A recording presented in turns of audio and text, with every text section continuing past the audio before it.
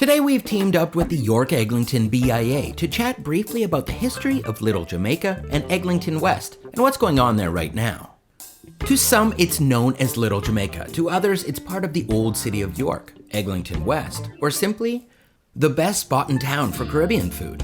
It's an eclectic stretch of land along Eglinton that some people may have overlooked, a spot notorious for great food, eclectic and diverse stores and businesses, and barbershops.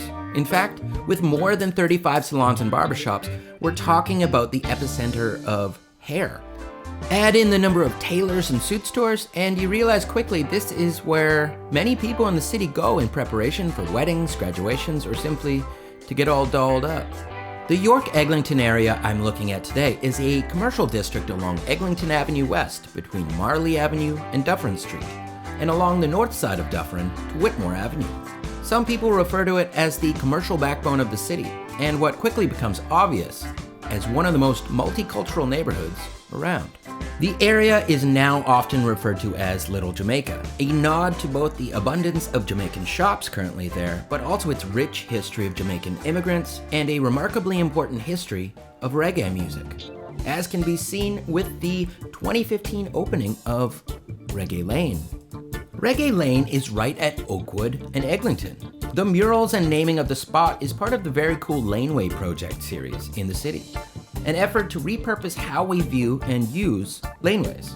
It's an easy spot to get to via car or TTC and a cool afternoon or evening visit. Also, where I got some really great Caribbean food.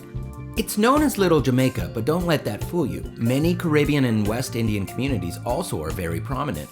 But this area actually has a much longer relationship with the Black community. York Township itself was home to one of the original Black communities in the Toronto area, starting in the 1850s and 1860s as a sanctuary for African Americans fleeing slavery in the US. Now, in an upcoming video, I will dig deeper into the history of this area. Its past over the last couple hundred years is definitely an interesting one and remarkably different than most parts of Toronto. So, in the future, it will be known as the home of the Oakwood and Fairbank-Eglinton Crosstown LRT stations. And as always, be known as the home of great food, shops, salons, and people.